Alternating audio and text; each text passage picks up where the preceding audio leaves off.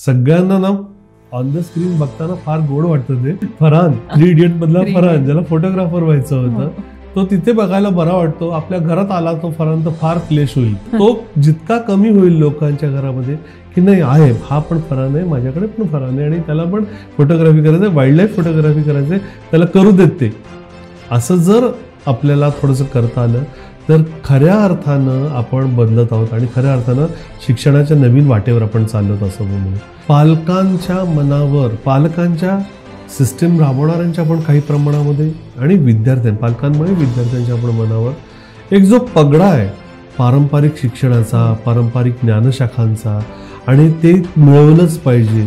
Shankar महादेवांनी IIT करून नंतर म्युझिकच केलं, त्याच्यातच त्याचं केवढं मोठं नाव झालं जे इंजिनिअरिंगमध्ये कधी कदाचित झालंच नसतं.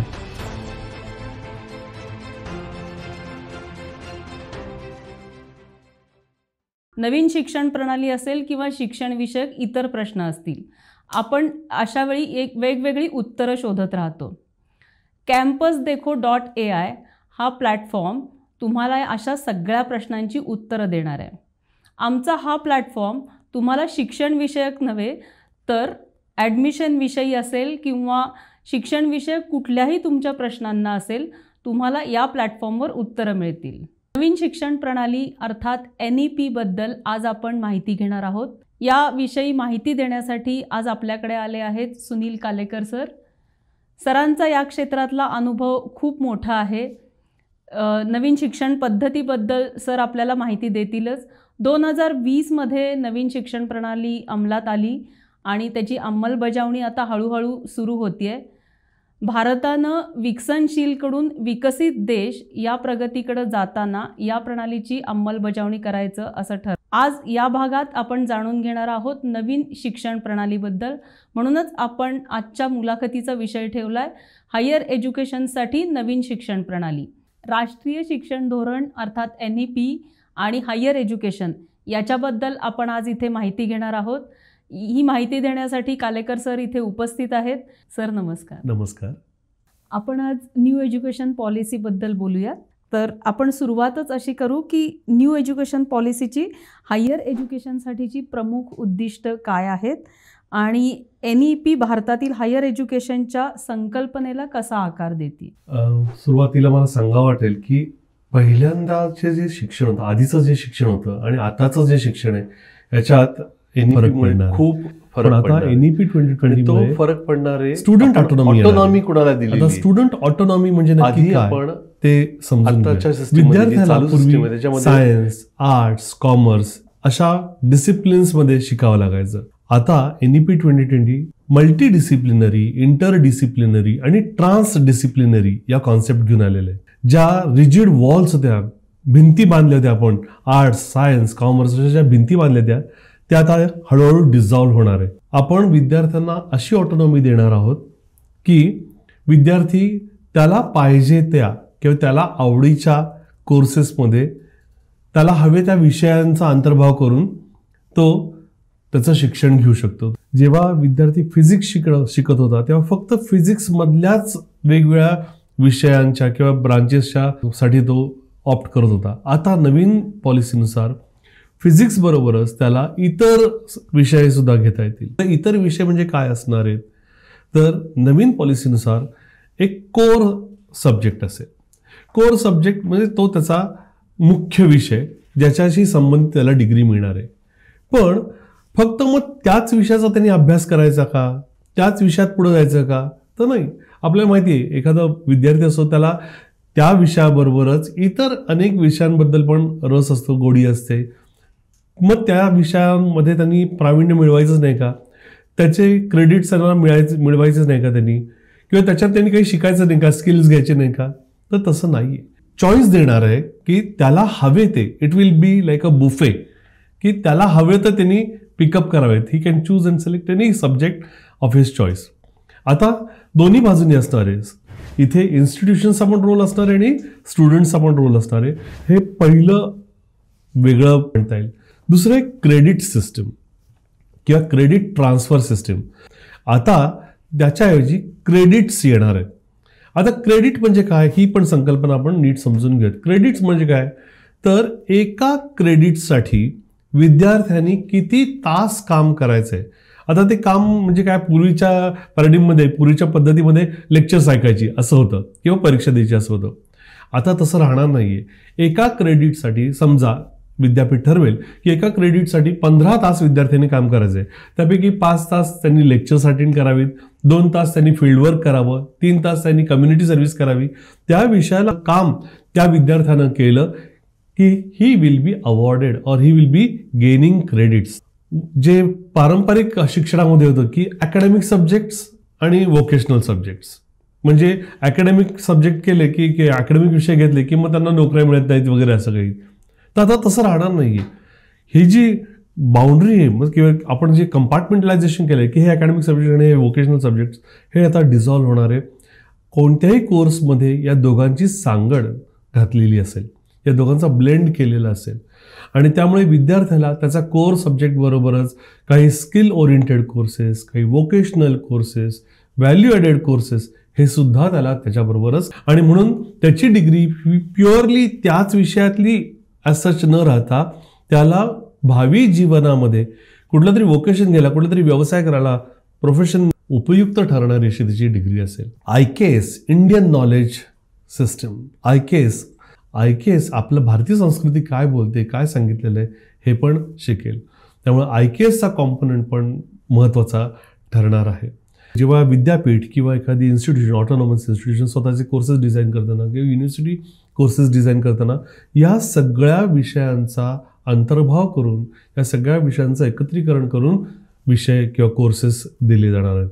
सो प्रोग्राम्स आता जे येतील, वेगवेगळे प्रोग्राम्स येतील ते अशा प्रकारे मी म्हणेन की वेगवेगळे स्वाद असलेले, वेगवेगळे अनुभव देणारे, विद्यार्थ्याला खरोखर जीवनाभिमुख बनवणारे, प्रोफेशनल डेव्हलपमेंट करणारे असे ते कोर्सेस असतील. सर, आपण बोलत होतो एज्युकेशन संदर्भात. शिक्षण प्रणालीत मला असं विचारायचं आहे, सगळे प्रश्न जनरली कुठलाही मुलगा असेल, पालक असेल तर सहसा असं होतं की करिअर किंवा पुढे काय करायचं याच दृष्टीने शिक्षण घेतलं जातं.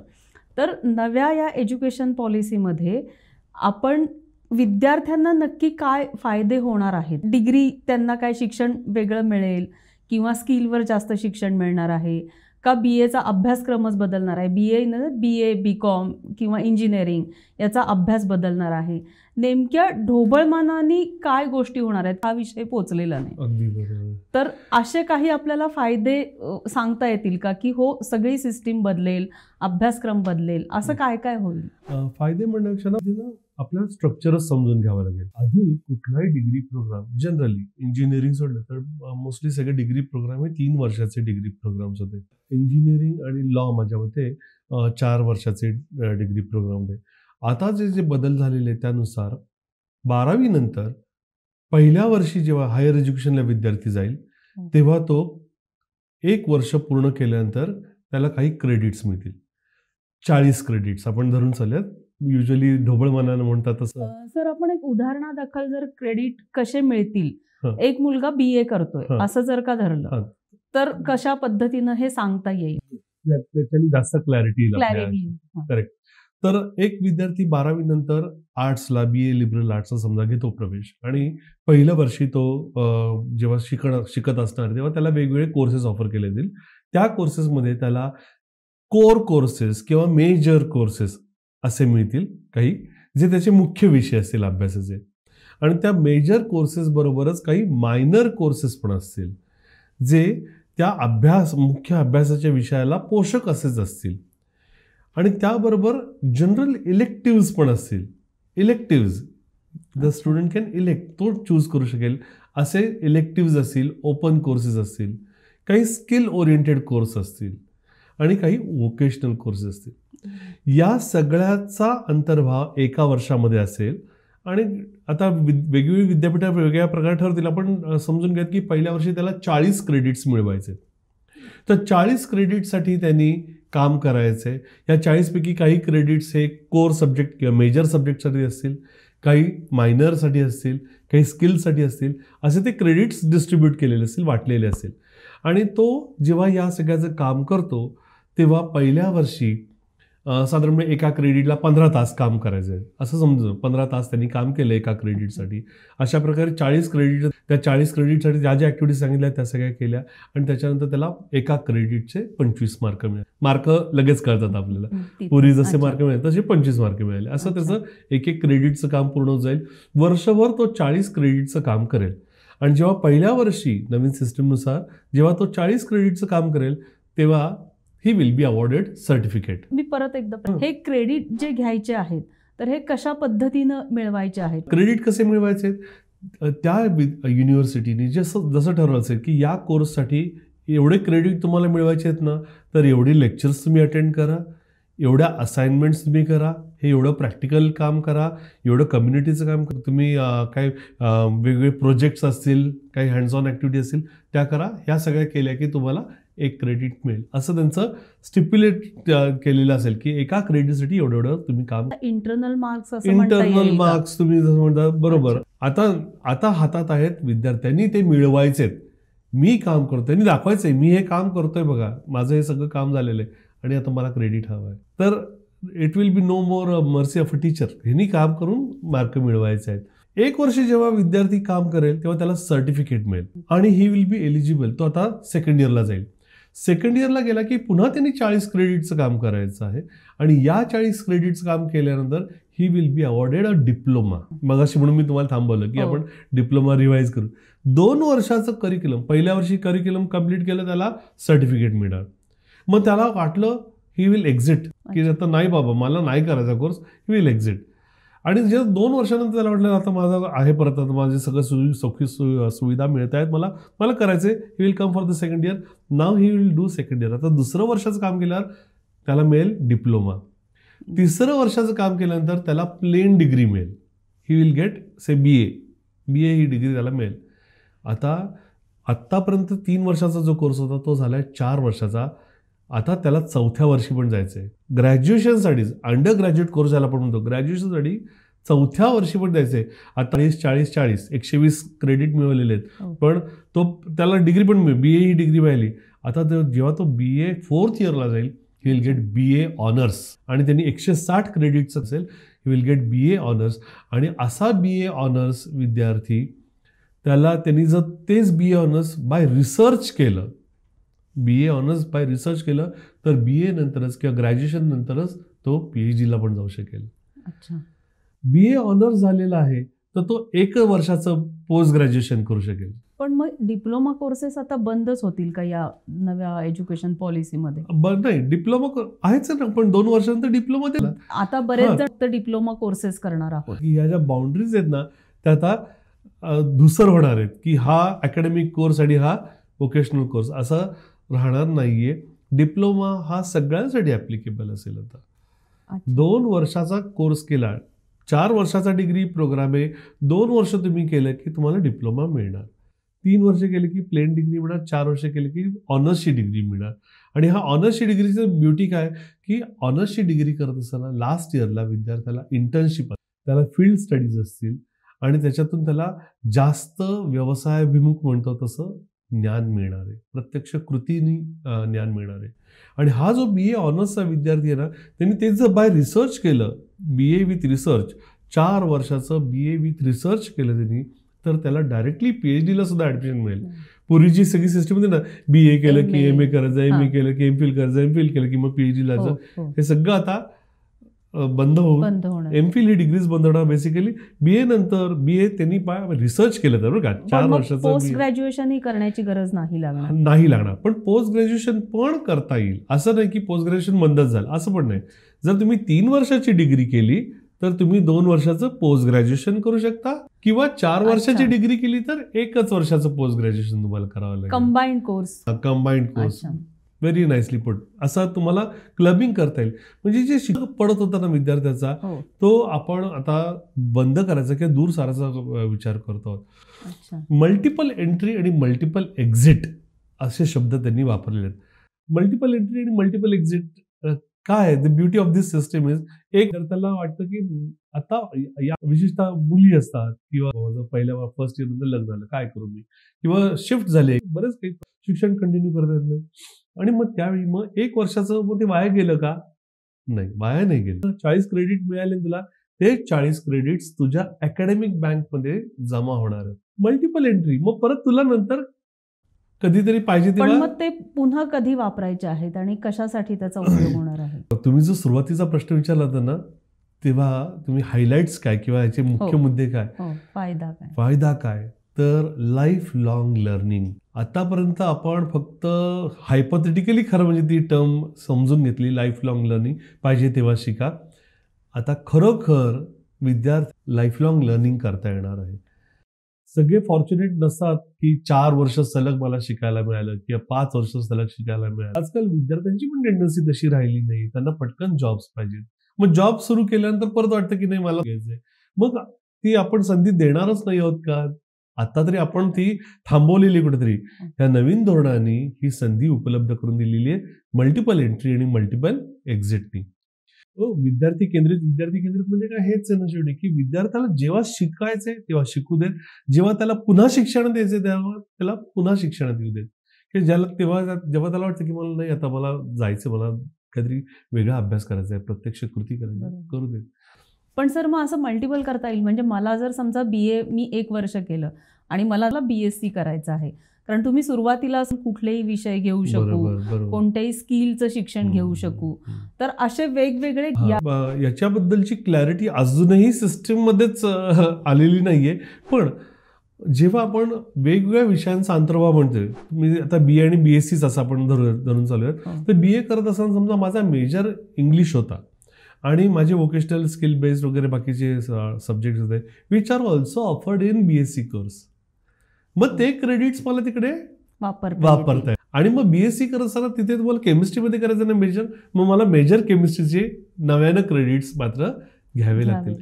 तुम्ही असं उल्लेख की BA BCom या डिग्री वर्षाच्या होती, हो, तर तसं इंजिनिअरिंग मध्ये काय बदल या शिक्षण, कारण ती ऑलरेडी 4 वर्ष. इंजिनिअरिंग 4 वर्षाचा कोर्स आहे, लॉचा 4 वर्षाचा कोर्स आहे, लॉचा 5 वर्षाचा आहे आणि एक 3 वर्षाचा आहे. आणि माझ्या मते BA BEd BSc BEd असे पण 4 वर्षाचे कोर्सेस आहेत, जे इंटिग्रेटेड कोर्सेस आहेत. तर मग त्यांचा करिक्युलम नक्की रिवाइज होईल. अच्छा, दे विल रिमेन 4 years, म्हणजे त्यांचा कालावधी हा 4 वर्षाचाच असेल. पण आत्ता जसं टिपिकली त्याच फक्त शाखेचे किंवा त्याच डिसिप्लिनचं शिक्षण दिलं जातंय, तसं न करता त्याच्यात वेगवेगळ्या कोर्सेसचा हा वोकेशनल कोर्स पण त्याच्यामध्ये येईल, त्याच्यामध्ये व्हॅल्यू ॲडेड कोर्स पण येईल. ह्या बाकीच्या आस्पेक्टचा किंवा अंगांचा पण तिथे विचार केला जाईल. आज आमचा इंजिनियर बाहेर पडतो तर फक्त इंजिनिअरिंगचे विषय घेऊन बाहेर पडतोय, तर तसं न होता हे बाकीचे विषय पण त्याच्यामध्ये. पण त्यांनाही मग BE आणि ME हे एकत्र करणार असं होऊ शकेल, जसं BA MA करणार. अंडर ग्रॅज्युएट कोर्स असेल, पोस्ट ग्रॅज्युएट कोर्स हा 2 किंवा 1 वर्षाचा असेल. ज्या विद्यार्थ्यांनी 4 वर्षाचा अंडर ग्रॅज्युएट बॅचलर्सची डिग्री केलेली आहे त्यांना मास्टर्स 1 वर्षाचं असेल, असं त्याचं साधारणपणे स्ट्रक्चर आहे. आणि मग मास्टर्स केल्यानंतर पण तुम्हाला PhD जाता येईल, किंवा 1 वर्षाचं मास्टर्स करूनही जाता येईल, किंवा मग 4 वर्षाचं करूनही. 4 वर्षाचं जर केलं ग्रॅज्युएशन, तर 4 वर्षाचं graduation last year bye research असलं पाहिजे, तर directly can jump in for PhD. तसं कंपल्सरी नसेल का की असा अभ्यासक्रम आहे, की बाय चॉईस राहील? ते कसं आहे, जर तुम्ही हायर एज्युकेशनचा शेवटचा किंवा अगदी गोल म्हणताय तर PhD, आणि PhD म्हणजे संशोधन. मग जर विद्यार्थ्याला संशोधनाचीच मूलतत्व माहिती नसतील तर मग आपण त्याला कशी तिथे एंट्री देणार आहोत? म्हणून मग ग्रॅज्युएशन करत असताना शेवटच्या वर्षी त्यांनी जर बाय रिसर्च केलं, जिथे त्याला संशोधन म्हणजे काय, त्याचं ते कसं केलं जातं, त्याचे एथिक्स काय, या सगळ्याबद्दलची माहिती मिळाली, तर मग त्याला PhDला ऍडमिशन दिली जाईल. या शिक्षण प्रणालीचा एक महत्त्वाचा फायदा, शिक्षण सुरू राहील, मध्ये ब्रेक झाला तरी सुरू राहील. तर मुलींना याचा स्पेसिफिकली काही फायदा होऊ शकेल का? कारण मुलींचं शिक्षण बऱ्याचदा काही ना काही कारणांनी ब्रेक होत राहतं. तर रिसर्चेस सुद्धा आहेत मॅडम, की सलग शिक्षण घेतलेले विद्यार्थी आणि सलग शिक्षण घेतलेल्या विद्यार्थिनी असं जर पाहिलं तर विद्यार्थिनींची संख्या कमी आहे विद्यार्थ्यांपेक्षा. कारण नाही म्हटलं तरी अजूनही समाजात खूप पगडा आहे की मुलाचं शिक्षण कसं का होईना, मुलीचं शिक्षण, आणि वेगवेगळ्या कारणांनी ते होतं की मुलीचं शिक्षण मागे राहतं, किंवा हायर एज्युकेशन अजूनही आता शासनाने चांगली धोरणं आणली आहेत की मुलींना ग्रॅज्युएशनचं पण शिक्षण स्कॉलरशिप वगैरे मिळत आहेत, चांगली गोष्ट आहे. पण आर्थिक कारणामुळे, सामाजिक कारणांमुळे मुलींचं शिक्षण मागे राहतं. एखादं वर्ष आलं, 2 वर्ष आली, मग लग्न ठरलं किंवा मग वडिलांचं कुठेतरी शिफ्टिंग झालं वगैरे, या सगळ्या कारणामुळे शिक्षण मागे राहतं. याच्यामुळे नक्कीच मुलींच्या शिक्षणाला गती मिळेल असं मला वाटतं. मुलींचं लग्नाच्या कारणाने बऱ्याचदा स्थलांतर होतं असं होतं, कारण मुलांच्या बाबतीत तो प्रश्न येत नाही. तर त्या केसमध्ये त्यांना काय फायदा होऊ शकेल, की म्हणजे एका गावात मुलगी आहे गेली आणि तिचं शिक्षण अर्धवट असेल किंवा तिला पुढचं शिक्षण घ्यायचं अशी इच्छा असेल, तर तिला काय फायदा होऊ शकतो? गावागावांचा म्हणण्यापेक्षा मी युनिव्हर्सिटीच्या संदर्भाने बोलेन की एका विद्यार्थिनीचं ॲफिलिएशन एका विशिष्ट विद्यापीठाशी आहे आणि आता जळगावची मुलगी, सोपं उदाहरण का, पुणे ती तिथे विद्यापीठाशी संलग्न असते किंवा जळगाव विद्यापीठाच्या, आणि मग पुण्यात आल्यानंतर मग पुणे विद्यापीठ, मग ते करत असताना तिथलं तिचं पहिलं वर्ष झालेलं आहे आणि इथलं दुसऱ्या वर्षी ॲडमिशन घ्यायची, तर बऱ्याचदा युनिव्हर्सिटीज नाकारतात की इक्विव्हलन्स नाही वगैरे. आता नवीन सिस्टीमनुसार हे क्लिअर होणार आहे की तिचे क्रेडिट्स जमा झालेले आहेत आणि तिला पुढे कंटिन्यू करा. यासाठी ना नवीन एक digital bank, it is called academic bank, it is academic bank of credits. आता ही अकॅडमिक बँक ऑफ क्रेडिट्स काय आहे, तर it is a bank of your academic achievements. तुम्ही काय करायचं आहे, एक जसं आपण पॅन कार्ड, आधार कार्ड करतो तसं एक ABC अकाउंट काढायचं आहे. ABC ID मिळणार, तुम्हाला एक नंबर मिळणार आहे आणि ही वेबसाईट आहे, कार्यरत आहे, सुरू झालेले ऑलरेडी सर्व विद्यार्थ्यांसाठी, हायर एज्युकेशनमधल्या सगळ्या विद्यार्थ्यांसाठी. आता ज्यांना फर्स्ट इयरला ॲडमिशन घ्यायची आहे त्यांनी पहिल्यांदा ABC ID काढायचा आहे. हे थोडं सविस्तर ऐकायला आवडेल की कशा पद्धतीनं हा ID मिळेल किंवा कॉलेजकडून मिळेल, की जसं आपण इतर ID काढायचा आहे. अगदी इतर ID काढतो तसंच ऑनलाईन पद्धतीनं तुम्हाला हा ID काढायचा आहे. कुठल्याही कॉलेजशी ॲफिलिएशन आत्ता लगेच झालं पाहिजे असं पण नाही, पण कॉलेजमध्ये तुम्ही जेव्हा प्रवेश घेता, जेव्हा तुम्ही फर्स्ट इयरला प्रवेश घेता कोणत्याही महाविद्यालयात, तेव्हा तो काढणं आता अनिवार्य आहे. आणि तो काढला एक स्वतःचा अकाउंट नंबर तुम्हाला मिळणार आहे आणि तुम्ही जेव्हा त्याचे क्रेडिट्स तुम्हाला मिळतील तिथं रजिस्टर्ड होतील. तुमच्या ABC बँकमध्ये, अकॅडमिक बँकमध्ये ते रजिस्टर होतील, ते तिथं डिपॉझिट केले जातील. असे तुम्ही क्रेडिट्स ॲक्युम्युलेट करत जाणार आहात.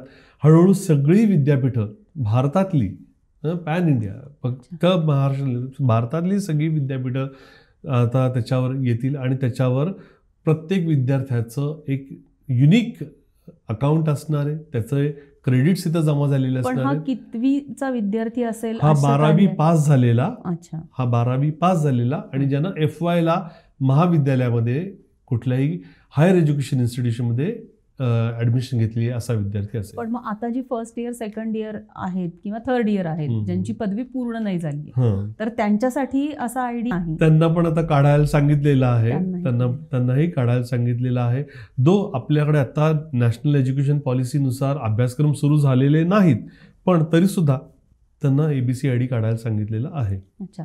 ABC ID साठी स्वतंत्र वेबसाईट या पॉलिसीमध्ये काढलेली आहे की आता या पॉलिसी नंतरच ABC ID साठीची वेबसाईट आहे, शासनाची, गव्हर्नमेंटची वेबसाईट आहे. तुम्ही त्याच्यावर आपलं जे डिजिलॉकर असतं ना मॅडम, डिजिलॉकरशी ते कनेक्टेड आहे. तर तुमचं ते डिजिलॉकरमध्ये कुठलंही मिळवलेलं सर्टिफिकेट पण ते डिजिलॉकरमध्ये येऊन पडणार आहे. ती ग्रॅज्युएशनचं पण तुमची डिग्री तिथे असणार आहे. अच्छा. या पॉईंट्सचा मुलींना फायदा होणार आहे, तसा मुलांना काय पद्धती? मुलं बऱ्याचदा मध्येच नोकरीच्या निमित्त किंवा बऱ्याचदा असं होतं, डिग्री घेतात, अनुभव म्हणून शिक्षण घेतात आणि पुन्हा पुढचं शिक्षण घेतात. म्हणजे इंजिनियर झालेला मुलगा नोकरी करतो, त्याच्यानंतर पुन्हा MBA करतो. तर त्यांना कसा फायदा होऊ शकेल? त्यांना एक प्लेस मिळणार, एक ठिकाण मिळणार जिथं त्यांचं सगळं अकॅडमिक अचिव्हमेंट स्टोअर झालेलं असेल. आणि आता फक्त आपण याच्याबद्दल बोलतो आहोत की त्याचं बॅचलर्स किंवा मास्टर्स याच्याबद्दल बोलतो आहोत, पण आता नवीन शैक्षणिक धोरणानं ज्याला खूप गती दिलेली ते आहे टेक्नॉलॉजी इंटिग्रेशन. सगळीकडे टेक्नॉलॉजी इंटिग्रेशन करण्यावर भर दिला गेलेला आहे आणि ब्लेंडेड लर्निंग किंवा हायब्रिड लर्निंग, ब्लेंडेड म्हणजे ऑनलाईन आणि ऑफलाईन याचा संगम. म्हणजे कोर्स करत असताना काही कोर्सेस ऑनलाईन पद्धतीने आणि काही कोर्सेस ऑफलाईन पद्धतीने, आणि त्याबरोबरच काही मूकवरचे MOOC, मूक, मॅसिव्ह ऑनलाईन ओपन कोर्सेस, जसं उडेमी आहे किंवा कोर्सेरा आहे, स्वयं प्लॅटफॉर्म आहे आपला, याच्यावर जे कोर्सेस आहेत त्या कोर्सेसला आपण काही क्रेडिट्स असतात, 2 क्रेडिट 4 क्रेडिटचे ते कोर्सेस असतात, ते क्रेडिट सुद्धा या अकॅडमिक बँकमध्ये सामील होतील. जर विद्यार्थ्यांनी कोर्स करत असताना, कोर्स केल्यानंतर जॉब करत असताना काही अशा प्रकारचे कोर्सेस केले जे एखाद्या इन्स्टिट्यूशनमध्ये नाही गेलेला तो, पण ऑनलाईन ते कोर्सेस आहेत आणि ते प्लॅटफॉर्म जर ABCवर अफिलिएटेड असतील तर ते क्रेडिट सुद्धा जमा होणार आहे. पण याच्यासाठी कोणते कोर्स हे काही ठरलेलं आहे का? आणि दुसरा त्याला जोडून मला असा प्रश्न विचारायचा आहे की या कोर्सेसना किती मार्क किंवा किती पॉइंट असतील का? सरसकट सगळ्यासाठी एकसारखेच पॉइंट असतील? स्वयंवर जर गेला तुम्ही तर स्वयंवर काही सर्टिफिकेट कोर्सेस आहेत, काही डिप्लोमा कोर्सेस आहेत आणि प्रत्येकाची ब्युटी अशी की दे आर सेल्फ पेस्ड. विद्यार्थ्याला जेव्हा ॲक्सेस मिळेल, जेव्हा त्याला वाचायला पाहायला वेळ मिळेल तेव्हा तो ते पाहू शकतो आणि त्याचे गुण. स्वयंवरचे जसे तसे कोर्सेराचे पण कोर्सेस आहेत. आता काही मूक प्लॅटफॉर्म असे आहेत जे तुमच्या प्रोफेशन रिलेटेड कोर्सेस देतात. MBA करणारा मुलगा आहे, त्याला एक्सेल काही कॉलेजमध्ये शिकवलं नाही, तिथं कुठलाच कोर्स नव्हता एक्सेलचे, पण तिथं व्यवसायात गेल्यानंतर प्रत्यक्ष कृती करत असताना त्याला एक्सेल खूप वापरावं लागतं. मग त्यांनी काय करायचंय, he has to develop his skills. तो त्याच्या त्या प्रोफाईलला ऍड करू शकतो की माझा एक्सेलचा पण कोर्स झालेला आहे. तर दोन्हीला समानच पॉईंट मिळतील असं आहे की ते पॉईंट कसे असतील? मी एकाच चांगल्या, तुम्ही जसं म्हणाला चांगल्या इन्स्टिट्यूटमधून केले, चांगल्या युनिव्हर्सिटीमधून केलंय, तर त्याला समानच गुण असतील का? आता आपण जे म्हणतो चांगलं, तर चांगलं याला काहीतरी इंडेक्स असणार आहे. जसं नॅक ॲक्रिडिटेशन होतं, नॅक ॲक्रिडिटेड A, नॅक ॲक्रिडिटेड B, चांगलं आपण इंडेक्स असणार आहे. आणि अशाच इन्स्टिट्यूशन्स, अशाच विद्यापीठांचा अंतर्भाव ABCवर होणार आहे. तुम्ही जो आधीचा प्रश्न केला की मी म्युझिकमध्ये करते आणि डेटा अनालिसिस, एखाद्या विद्यार्थ्यांनी या 2 गोष्टी करायच्या नाहीत का? करू शकतो ना. नाही, करायच्या आहेत, पण मला असं विचारायचं आहे, आत्ताच्या पद्धतीत जर बघितलं तर डेटा अनालिसिस वेगळी हे असते की जॉबच्या ठिकाणी की त्याला IT मधले चांगले जॉब मिळतात. तेच तुम्ही म्युझिकमध्ये विचारत असाल तर तुमचं लिमिटेड. तर म्हणून मी असं विचारते की दोन्हीला समानच दर्जानी पॉइंट्स मिळतील का या प्रणालीनुसार? समान दर्जानी पॉइंट, आता समान दर्जा, आता हे तर थोडंसं कन्फ्युजन आहे, आपली क्लॅरिटी पाहिजे. 2 क्रेडिट, समजा म्युझिकचे मी 2 क्रेडिट आणि डेटा अनालिसिस 2 क्रेडिट, ह्याला समान दर्जा आहे का किंवा काय? तर नाही. 2 क्रेडिटसाठी तुम्ही कदाचित तिथे वेगळं काम कराल, इथे तुम्हाला वेगळं काम करायचं. इथे कमी. जर एखादे समजा आर्ट्समध्ये किंवा म्युझिकमध्ये काम केलेला डेटा अनालिसिसच्या जॉबसाठी अप्लाय करतो, तर तिथं काय पाहिलं जाणार आहे? तिथं तुम्ही म्युझिक बॅकग्राऊंडचे आहात हे पाहिलं जाणार आहे का डेटा अनालिसिस? आता पाहणारी लोक पण खूप वाईज झालेली आहेत की if you prove your skills, तुम्ही जर तुमची कौशल्य तिथे दाखवलीत की हो मला हे येतंय, मग माझं BA इंग्लिश होतं का, किंवा माझं BA म्युझिक होतं का किंवा काय, नाही, त्या प्रोफेशनसाठी माझ्याकडे हे क्रेडिट्स आहेत, मी डेटा अनालिसिस केलेले, तुम्ही ते घेऊ की मला या क्रेडिटनुसार बघा मी हे स्किल मिळवलेलं आहे, मला हे करता येते, तर निश्चितच तुम्हाला तिथे नोकरी मिळणार आहे.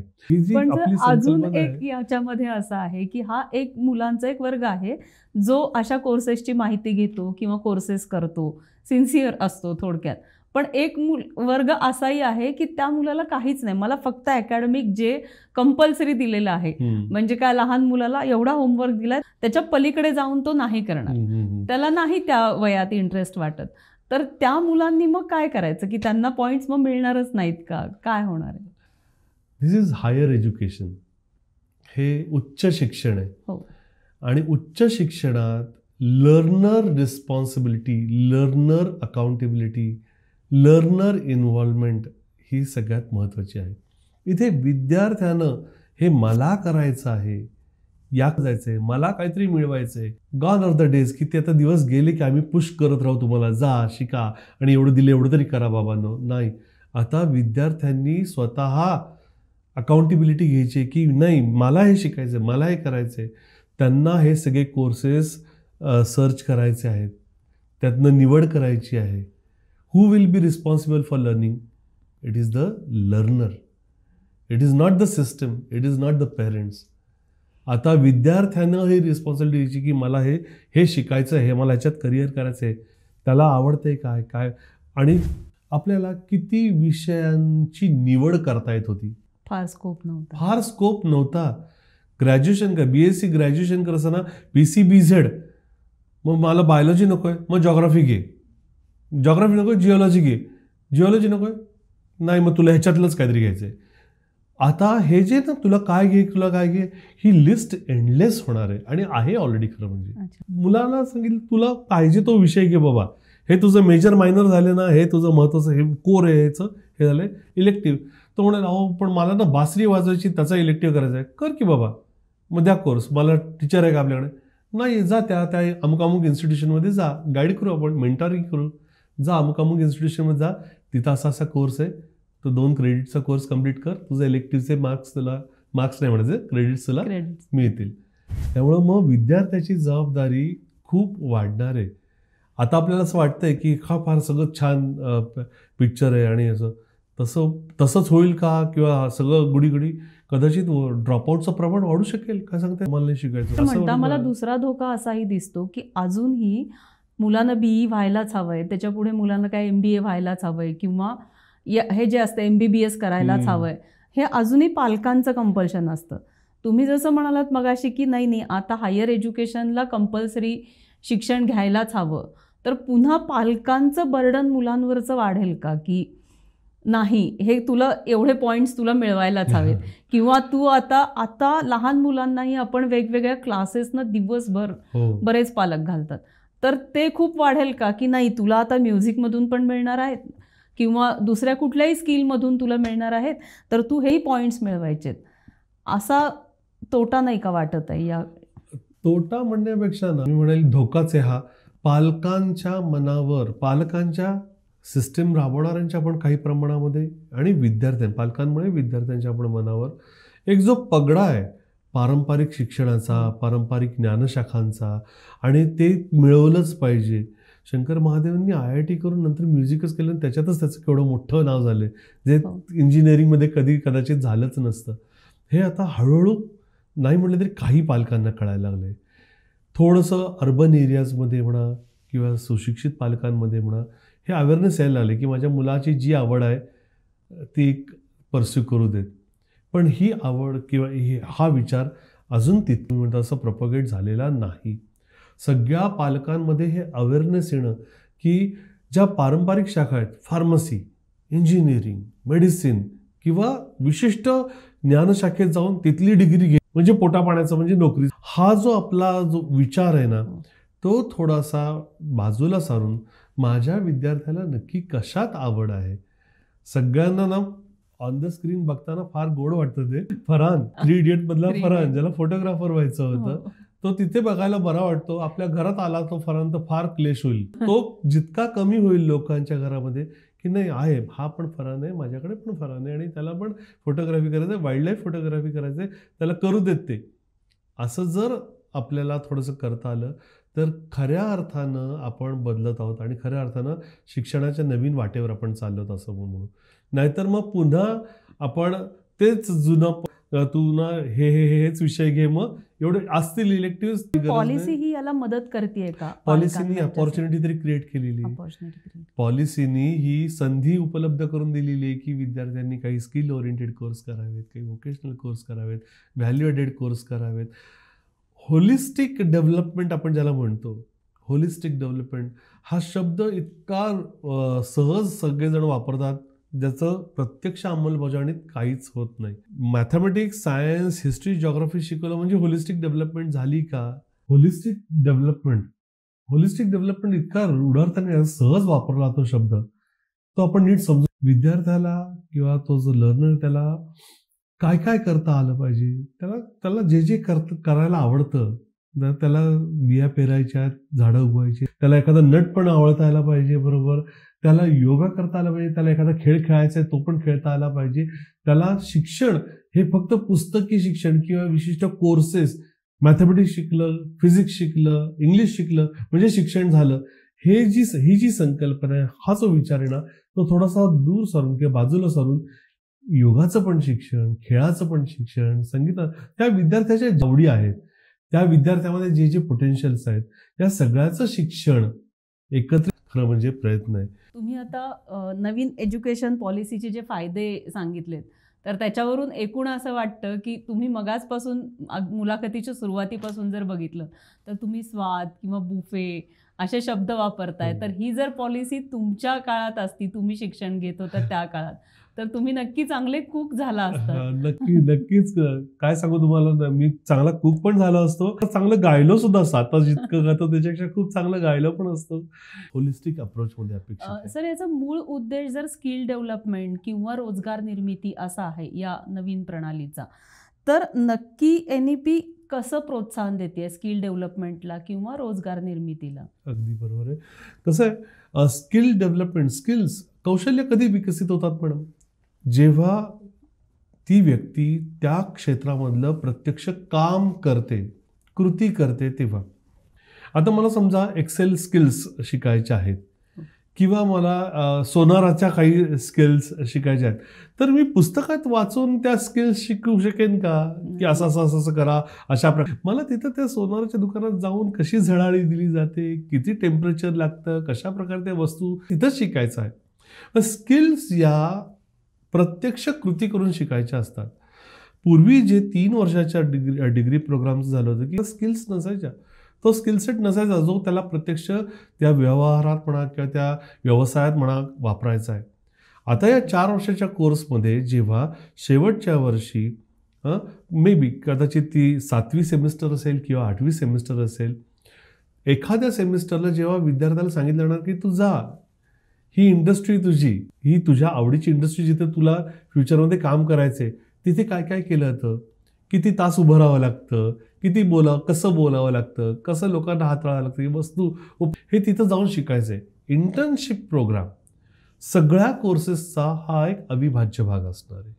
आणि त्या इंटर्नशिप प्रोग्राममुळे विद्यार्थ्याला, पूर्वी असायचे इंटर्नशिप प्रोग्राम पण फक्त ते व्होकेशनल कोर्सेसला असायचे, कन्व्हेन्शनली व्होकेशनल कोर्स. आता सगळ्या कोर्सेसला इंटर्नशिप प्रोग्राम किंवा फील्ड बेस्ड स्टडी ज्याला म्हटलेलं आहे, फील्ड बेस्ड स्टडी, की तिथे व्यक्तिशः त्या विद्यार्थ्यांना जायचंय आणि तिथून शिकायचंय आणि त्यातून त्याची कौशल्य विकसित होणार आहे. हा एक भाग त्याच्या करिक्युलमचा झाला.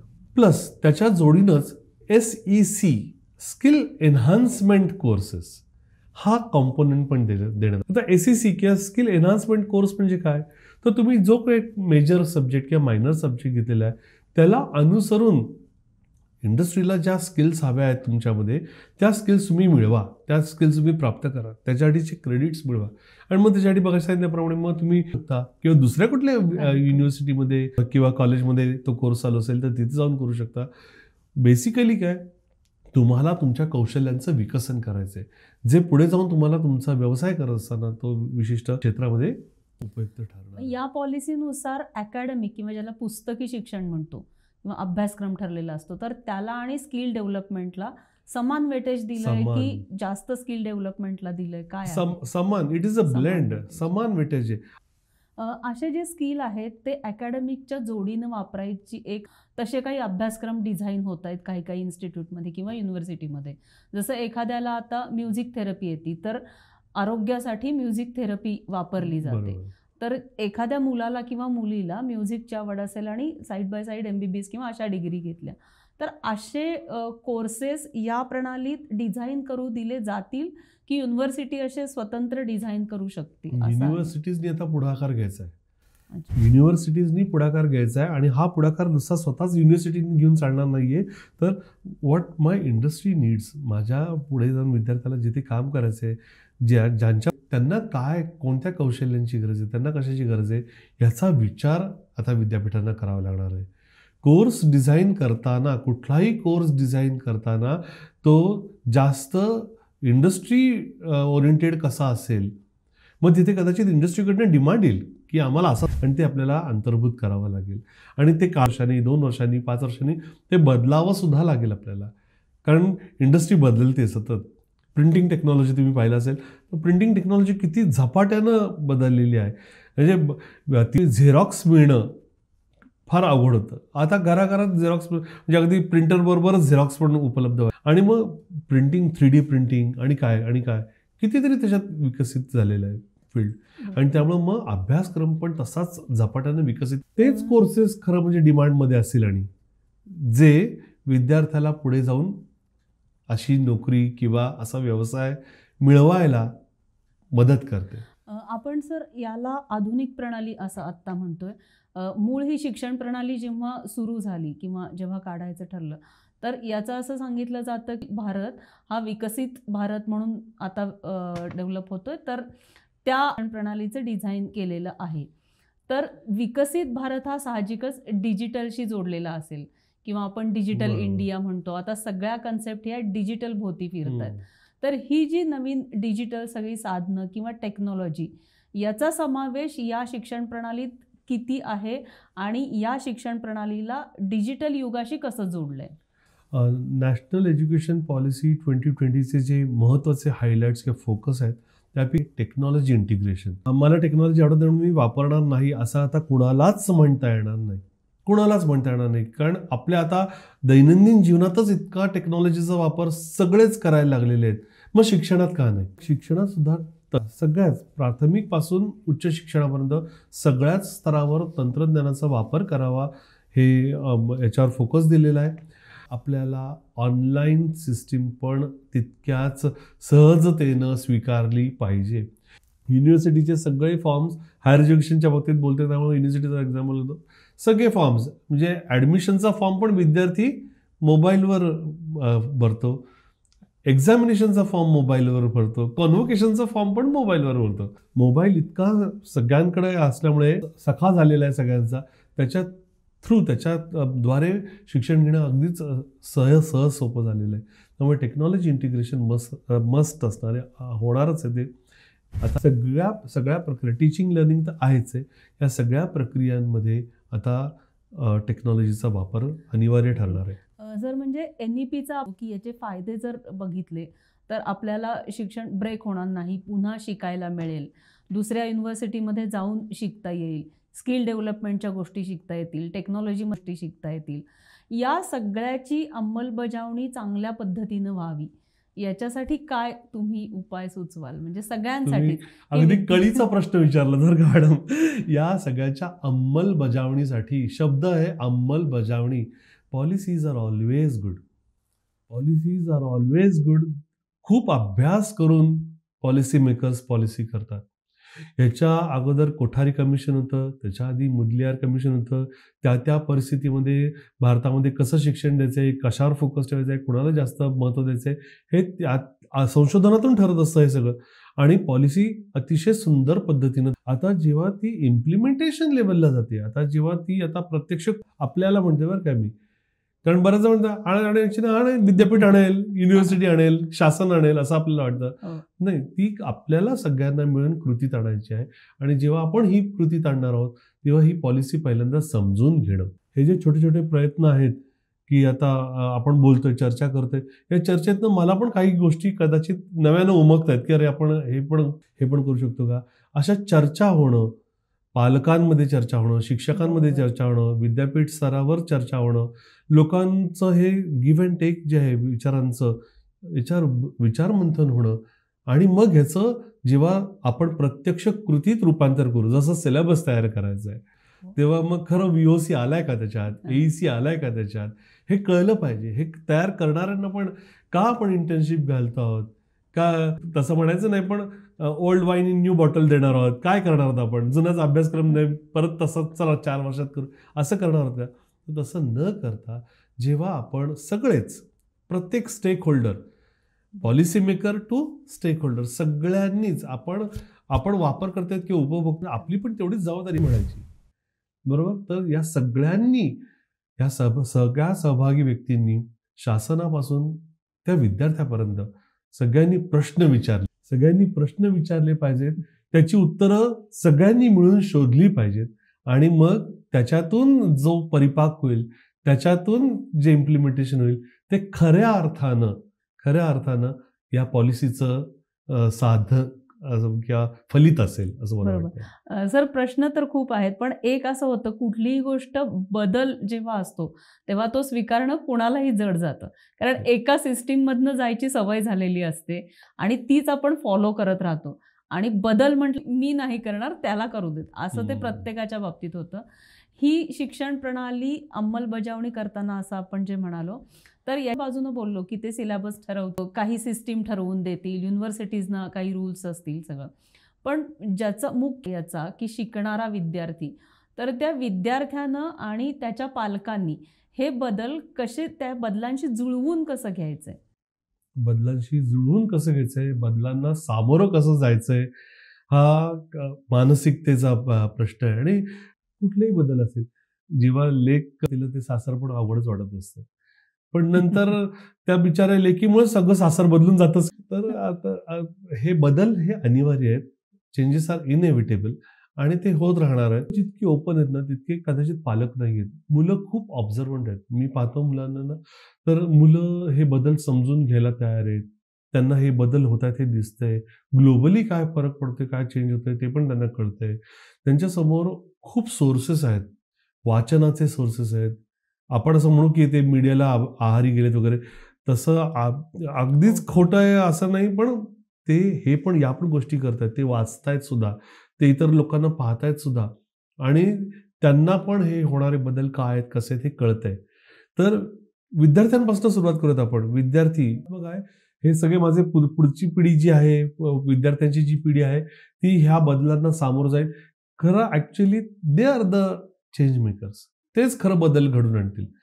ते बरोबर निवडतील, कोर्सेस निवडतील, ते अभ्यास करतील आणि ह्या बदलांना पुढे नेतील. पालकांना कन्व्हिन्स करायची वेळ येईल कदाचित त्यांच्यावर. पालक अजूनही पूर्वापार विचार करणारे आहेत. वेगवेगळ्या स्तरातले पालक वेगवेगळ्या, काही पालक अतिशय फॉरवर्ड विचारांचे पण आहेतच की काय तुला काय करायचं ते कर बाबा, असे म्हणणारे पण पालक आहेतच. आणि तू हेच करायचंय असं पण म्हणणारे पालक आहेत. त्यामुळे एक मोठी रेंज आहे आपल्याकडे. पण सगळ्यांना समजून घ्यायचंय की या सगळ्या प्रोसेसचा, शिक्षण प्रक्रियेचा केंद्रबिंदू हा विद्यार्थी आहे.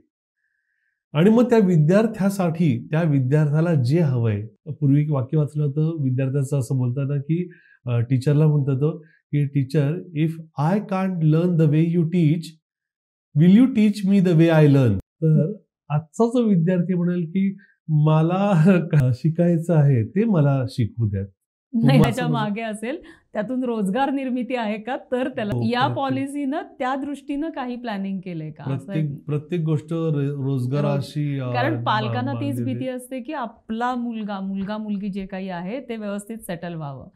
मग या पॉलिसीमधून जे शिक्षण घेऊ त्यातून परदेशी जायला मिळेल का, तिथून इथे तो स्वतःचा काही व्यवसाय करू शकेल किंवा नोकरी मिळेल का. तर ही भीती किंवा हा कमी कशी करतील आणि विश्वास कसा हा देऊ शकेल ही प्रणाली.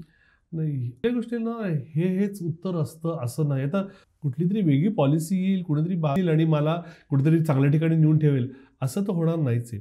ही पॉलिसी आलेली, या पॉलिसीनी काही बदल केलेले आहेत, ते बदल आपल्याला इम्प्लिमेंट करायचे आहेत आणि आपण आपल्याला हवा असलेला, आपल्याला बऱ्याच गोष्टी आहेत. मग माझं थोडी ताकद आहे का, आर्थिक ताकद आहे का, सामाजिक ताकद आहे का, शारीरिक ताकद आहे का वगैरे, या सगळ्या पण गोष्टी त्याच्याबरोबर येतील. प्लस संधी तेवढ्या उपलब्ध आहेत का मला, या सगळ्याचा विचार करून रस्ता शोधायचा. तसं पण नाही, तिथपर्यंत जायला ही पॉलिसी मदत करेल. क्षमता विकसित करायला, वेगवेगळ्या प्रकारच्या क्षमता विकसित करायला आणि ती मानसिकता ठेवायला. आता आजच्या काळाची तर मी म्हणतो मानसिकता काय, की सतत बदल होणार आहेत, इंडस्ट्रीला असणार आहे, तर तुम्ही आउटडेटेड होऊ द्यायचं नाहीये. म्हणून तर लाईफ लॉंग लर्निंग म्हटलंय. तुम्ही स्वतःला आउटडेटेड होऊ द्यायचं नाहीये, काहीतरी शिकत राहायचं. तुम्ही ज्या क्षेत्रात काम करताय ना, त्यात काय नवीन येते पटकन घेतलं पाहिजे ते.